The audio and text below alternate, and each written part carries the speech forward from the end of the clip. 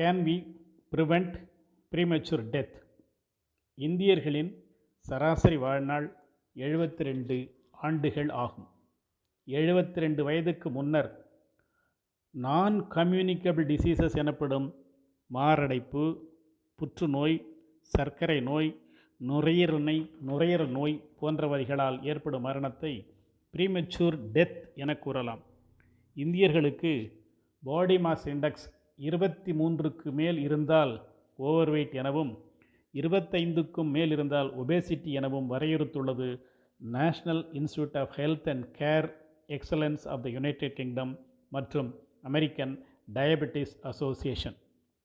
20 வயதிற்கும் 30 வயதிற்கும் உட்பட்ட இந்திய இளைஞர்கள் மத்தியில் மாரடைப்பு, சர்க்கரை நோய், புற்றுநோய் அதிக அளவில் காணப்படுவதாக ஆய்வுகள் தெரிவிக்கின்றன. உரிய கவனம் செலுத்தி தடுக்க முடியும், முற்றிலுமாக குணப்படுத்த முடியும் எனவும் கூறுகிறார் 90 வயதாகும் டாக்டர் கோலின் கேம்பல் அவர்கள் தனது ஆணித்தரமான ஆராய்ச்சிகளால். Whole food plant based diet prevents, suspends and cures many diseases என பட்டியலிடுகிறார். 18க்கும் மேற்பட்ட நோய்களை பற்றி குறிப்பிடுகிறார் டாக்டர் கோலின் கேம்பல் அவர்கள். ஹோல் கிரெயின்ஸ், ஃப்ரூட்ஸ், லெக்யூம்ஸ் மற்றும் வெஜிடபிள்ஸ் உள்ளடக்கிய உணவை whole food plant based diet எனவும் வரையறுக்கிறார்.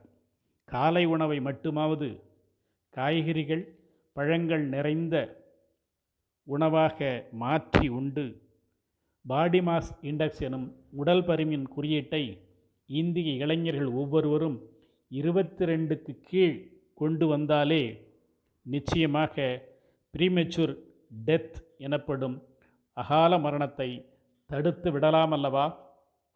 ஒரு சில நாட்களாவது முயற்சி செய்து பார்க்கலாமல்லவா? இந்திய இளைஞர்கள் இதில் கவனம் செலுத்துவார்களா? பொறுத்திருந்து பார்ப்போம்.